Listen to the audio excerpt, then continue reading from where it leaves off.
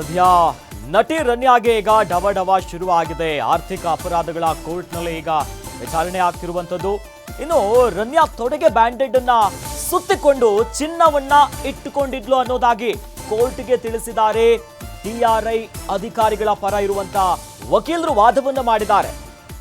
ಕೋರ್ಟ್ನಲ್ಲಿ ಈಗ ವಿಚಾರಣೆಗಳಾಗ್ತಾ ಇರುವಂತದ್ದು. ಈ ಹೊತ್ತಿನಲ್ಲಿ ಯಾವ ರೀತಿಯಾಗಿ ಸ್ಮಗ್ಲಿಂಗ್ ಮಾಡಿದ್ದಾರೆ ಎನ್ನುವಂತ ವಿಚಾರಕ್ಕೆ ಸಂಬಂಧಪಟ್ಟಂತೆ ನಟಿ ರನ್ಯಾ ತೊಡೆಗೆ ಬ್ಯಾಂಡೆಡ್ ಅನ್ನ ಹಾಕೊಂಡು ಸುತ್ತಕೊಂಡು ಅದರಲ್ಲಿ ಗೋಲ್ಡ್ ಅನ್ನ ಇಟ್ಟುಕೊಂಡಿದ್ದಾರೆ ಅನ್ನುವಂತ ಅಂಶವನ್ನ ಕೋರ್ಟ್ಗೆ ಹೇಳಿದ್ದಾರೆ. ಆರ್ಥಿಕ ಅಪರಾಧಗಳ ಕೋರ್ಟ್ನಲ್ಲಿ ಡಿಆರ್ಐ ಪರ ವಕೀಲರು ವಾದ ಮಾಡಿರುವಂತದ್ದು ಈ ವಿಚಾರವನ್ನ. ಈಗಾಗಲೇ ರೆಡ್ ಹ್ಯಾಂಡ್ ಆಗಿ ಮಾರ್ಚ್ 3ನೇ ತಾರೀಕು ಡಿಆರ್ಐ ಅಧಿಕಾರಿಗಳು ಏರ್ಪೋರ್ಟ್ನಲ್ಲಿ ಅರೆಸ್ಟ್ ಮಾಡಿದ್ರು.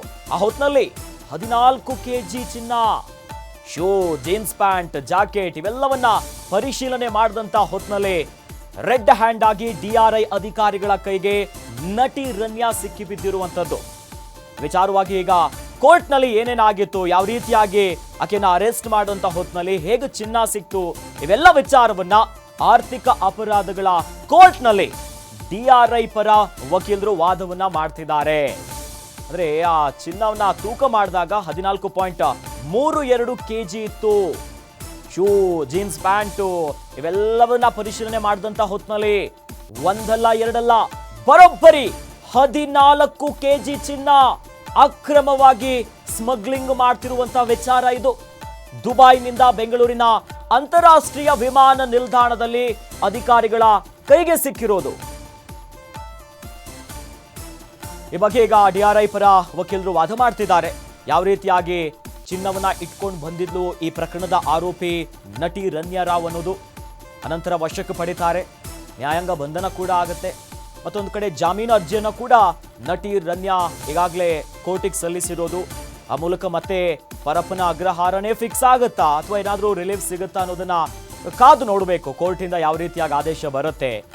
ಸದ್ಯ ಈಗ ಆರ್ಥಿಕ ಅಪರಾಧಗಳ ಕೋರ್ಟ್ನಲ್ಲಿ ಡಿಆರ್ಐ ಅಧಿಕಾರಿಗಳು ಮೊದಲು ಈ ಪ್ರಕರಣವನ್ನ ಕೈಗೆತ್ತಿಕೊಂಡಿದ್ದು ಡಿಆರ್ಐ ಅಧಿಕಾರಿಗಳು. ಅದಾದ್ಮೇಲೆ ಸಿಬಿಐ ಎಂಟ್ರಿ ಆಯಿತು. ರಾಜ್ಯ ಸರ್ಕಾರ ಕೂಡ ಸಿಐಡಿಗೂ ಕೂಡ ತನಿಖೆ ಮಾಡೋದಕ್ಕೆ ಸೂಚನೆಯನ್ನ ಕೊಟ್ಟರು.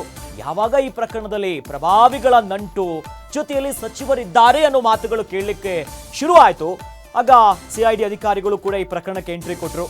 ಸದ್ಯ ಡಿಆರ್ಐ ಪರ ವಕೀಲರು ಕೋರ್ಟ್ನಲ್ಲಿ ನ್ಯಾಯಾಧೀಶರ ಮುಂದೆ ಇಟ್ಟಿರುವಂತ ವಿಚಾರ ಇದು. ರನ್ಯಾ ತೊಡೆಗೆ ಈ ಮೆಡಿಕಲ್ ಬ್ಯಾಂಡೆಡ್ ಬರುತ್ತಲ್ಲ, ವೈಟ್ ಕಲರ್, ಇದನ್ನ ನೀಟಾಗಿ ಅದ್ರ ಒಳಗಡೆ ಚಿನ್ನವನ್ನ ಸುತ್ತಕೊಂಡು ಅಕ್ರಮವಾಗಿ ನನಗೇನು ಗೊತ್ತಿಲ್ಲ ಅನ್ನುವಂತ ನಿಟ್ಟಲ್ಲಿ, ಅದು ಎಷ್ಟು ಕೆಜಿ ಚಿನ್ನ ಗೊತ್ತೇನು, ಬರೋಬ್ಬರಿ 14 ಕೆಜಿ ಚಿನ್ನ, ಒಂದಲ್ಲ ಎರಡಲ್ಲ 14.32 ಕೆಜಿ ಇತ್ತು. ಆ ಚಿನ್ನವನ್ನ ಅಧಿಕಾರಿಗಳು ನೀಟಾಗಿ ಪರಿಶೀಲನೆ ಮಾಡಿದಂತ ಹೊತ್ತಿನಲ್ಲಿ ಸರಿಯಾಗಿ ಡಿಆರ್ಐ ಅಧಿಕಾರಿಗಳ ಕೈಗೆ ನಟಿ ರನ್ಯಾ ರಾವ್ ಸಿಕ್ಕಿರುವಂಥದ್ದು. ಸೊ ಹಾಗಾಗಿ ಯಾಕಂದ್ರೆ ಹಿಂದೆ ಅವರ ಟ್ರಾವೆಲ್ ಹಿಸ್ಟ್ರಿಯನ್ನ ನೋಡಿದಾಗಲೂ ಕೂಡ ಅಧಿಕಾರಿಗಳು ಬೆಚ್ಚು ಬಿದ್ದಿದ್ರು. ಗಡಿಗೂ ಕೂಡ ದುಬೈ, ಮಲೇಷಿಯಾ, ನಾನಾ ವಿದೇಶಕ್ಕೆ ಹೋಗಿ ಬರ್ತಾ ಇದ್ರು.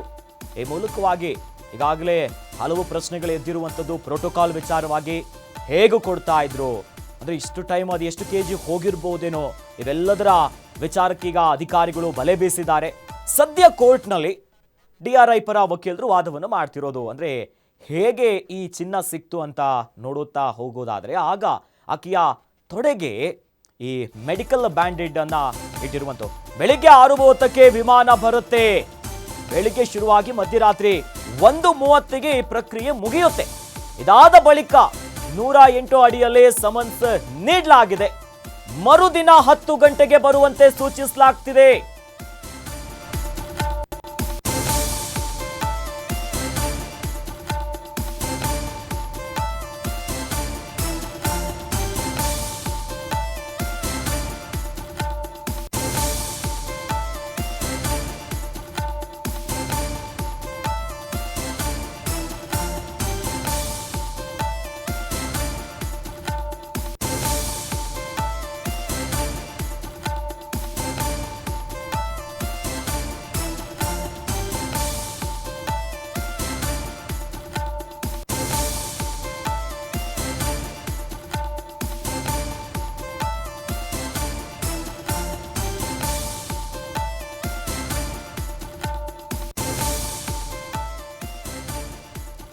ಸದ್ಯ ಈಗ ರನ್ಯಾ ಗೋಲ್ಡ್ ಸ್ಮಗ್ಲಿಂಗ್ ಪ್ರಕರಣಕ್ಕೆ ಸಂಬಂಧಪಟ್ಟಂತೆ ಮತ್ತಷ್ಟು ಅಪ್ಡೇಟ್ ಲಭ್ಯವಾಗ್ತಿದೆ. ಸದ್ಯ ಡಿಆರ್ಐ ಪರ ವಕೀಲರು ಕೋರ್ಟ್ನಲ್ಲಿ ವಾದವನ್ನ ಮುಂದುವರಿಸಿದ್ದಾರೆ. ಅಂದ್ರೆ ಯಾವ್ಯಾವ ವಿಚಾರ ಅಂತಂದ್ರೆ ಬೆಳಿಗ್ಗೆ ತನಕ ಕಾಯ್ದೆ ಸಮನ್ಸನ್ನ ನೀಡಿ ತನಿಖೆಯ ವಿಚಾರವನ್ನ ಎತ್ತಿದ್ದಾರೆ.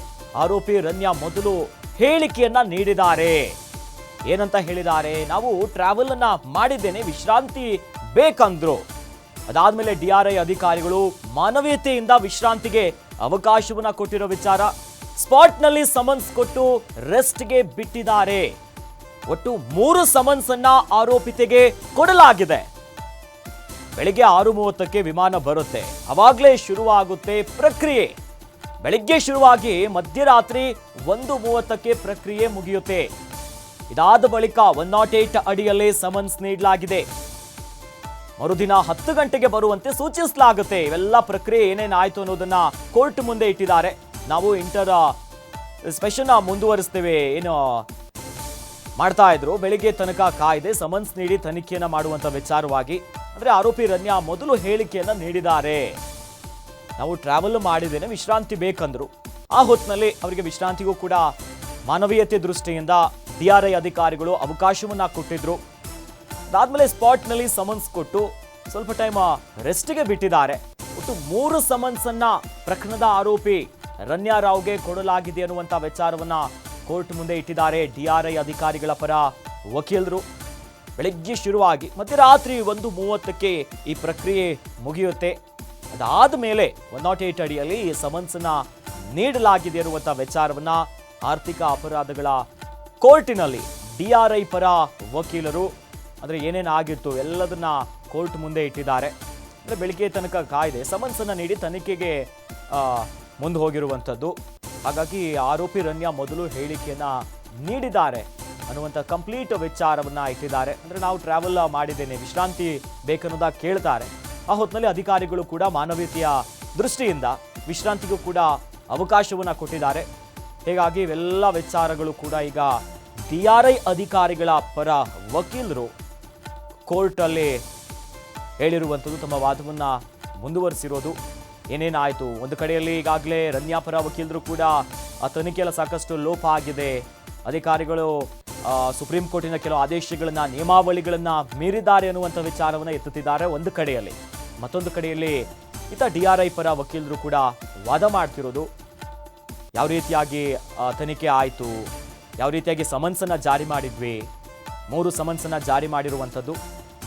ಅವತ್ತು ಬೆಳಿಗ್ಗೆ 6:30ಕ್ಕೆ ವಿಮಾನ ಬರುತ್ತೆ, ಅವಾಗಲೇ ಶುರುವಾಗುತ್ತೆ ಎಲ್ಲ ಪ್ರಕ್ರಿಯೆಗಳು. ಅಧಿಕಾರಿಗಳು ಈ ಹಿಂದೆನೂ ಕೂಡ ಕಂಪ್ಲೀಟ್ ಫಾಲೋ ಅಪ್ ಮಾಡಿ ಕಾದಿದ್ರು.